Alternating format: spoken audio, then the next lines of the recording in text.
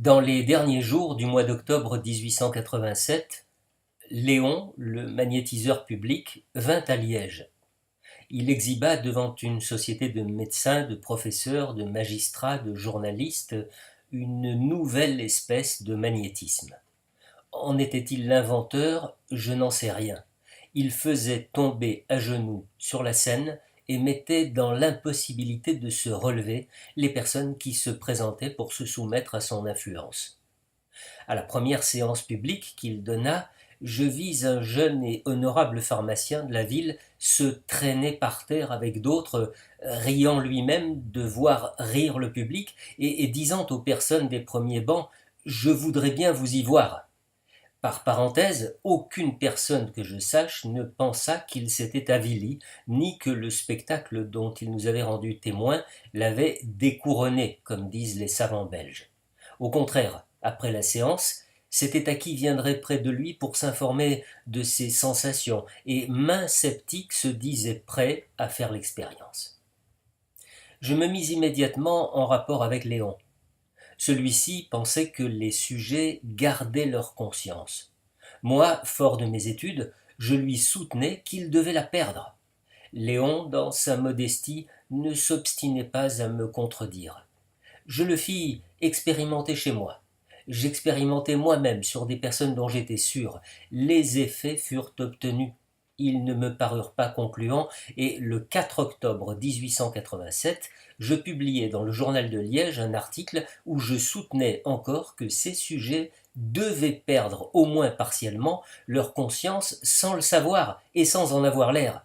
C'était passablement obscur, mais toute autre explication me faisait défaut. Depuis lors, j'ai repris mes expériences et je suis arrivé à la conclusion énoncée plus haut. Ce qui m'avait induit en erreur, c'est que, à cette époque, les phénomènes de la veille somnambulique ne s'obtenaient qu'avec des sujets entraînés. Mais ayant eu à traiter des malades, je crus m'apercevoir qu'il n'était pas toujours nécessaire de les plonger dans le sommeil pour faire cesser leurs maux et leurs douleurs.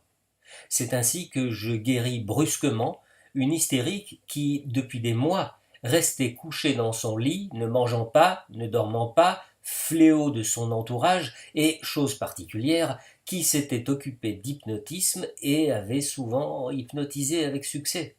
Plusieurs docteurs de la ville avaient entrepris sa guérison en essayant de l'endormir, ils avaient échoué pleinement. Elle leur riait au nez. On m'avait fait venir de la campagne en désespoir de cause. On m'avait averti des insuccès des médecins. Je ne devais donc pas suivre la même voie. Installé au chevet de la soi-disant malade, passant alternativement de la pitié à la raillerie, j'en vins à lui dire qu'elle n'était pas malade et qu'elle le savait, qu'elle pourrait manger, marcher, vaquer à ses devoirs si elle le voulait. Fureur, défi, elle appelle son mari, la garde malade. Voilà monsieur qui prétend que je n'ai rien, que je pourrais marcher, moi, paralysé depuis tantôt 6 mois. Moi, froidement, certainement, je vois chez vous des muscles en parfait état de santé. Eh bien, je vais vous montrer où j'en suis.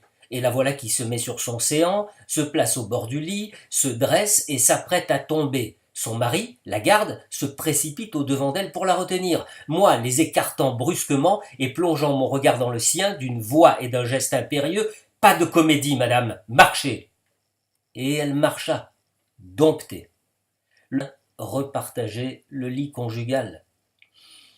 Jusqu'ici, rien d'absolument extraordinaire. C'est une variante du procédé si célèbre de Boerhaave pour arrêter la contagion des crises dans sa clinique. Mais ce qui m'ouvrit définitivement les yeux, c'est que la personne s'est crue hypnotisée, et que depuis lors, elle fut soumise à mon influence au point que, dans une ou deux circonstances qui se présentèrent plus tard, ma parole fut toute puissante.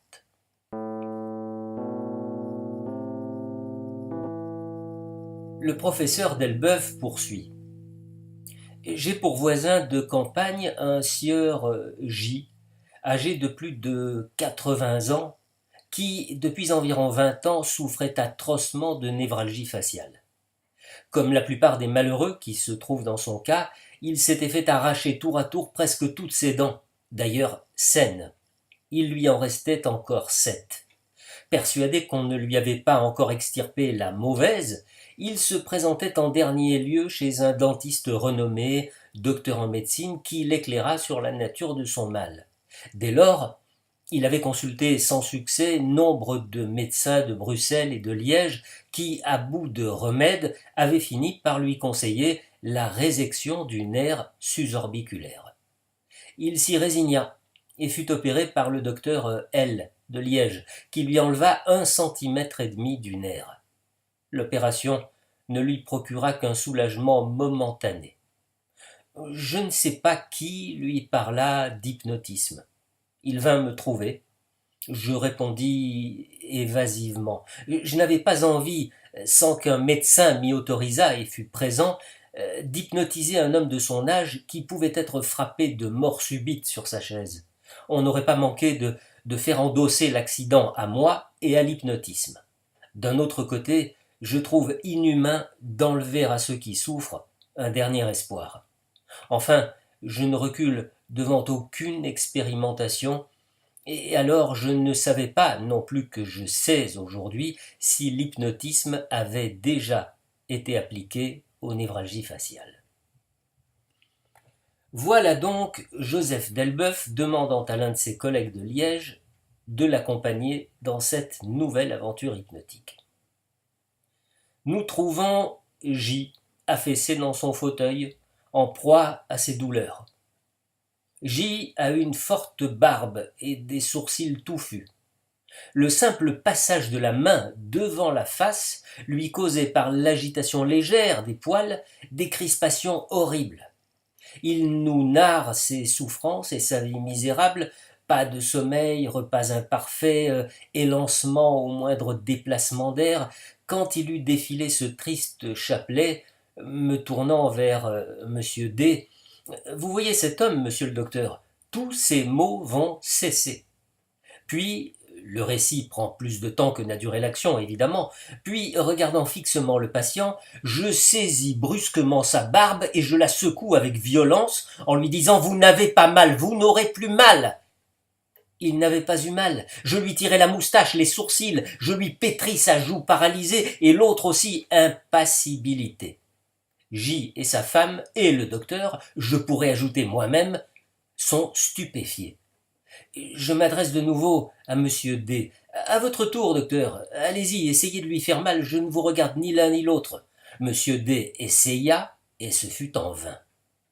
En sortant, il me dit « Vous savez, ces névralgies reviendront. » « Pourquoi ?» répondis-je. « La même prédiction me fut faite par d'autres médecins et elle ne s'est pas réalisée. Voilà plus de 2 ans de cela, J n'a plus rien ressenti. » J'aurais pu, à l'exemple de beaucoup d'autres, publier immédiatement ce fait de guérison. J'ai préféré attendre pour constater son caractère d'irrévocabilité.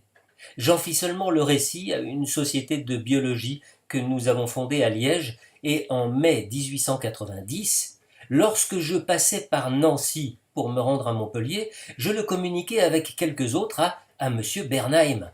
Dans le cours de mon récit, je lui dis « Vous voyez qu'il n'y a pas d'hypnotisme. » Il m'arracha pour ainsi dire la parole. « Certes, il n'y a pas d'hypnotisme, s'écria-t-il, il n'y a que des degrés divers de suggestibilité. » Et Delboeuf de préciser « C'est pour cette raison, entre autres, qu'au congrès de psychologie physiologique de 1889, j'ai voté contre l'emploi du mot hypnotisme pour désigner la doctrine de l'école de Nancy.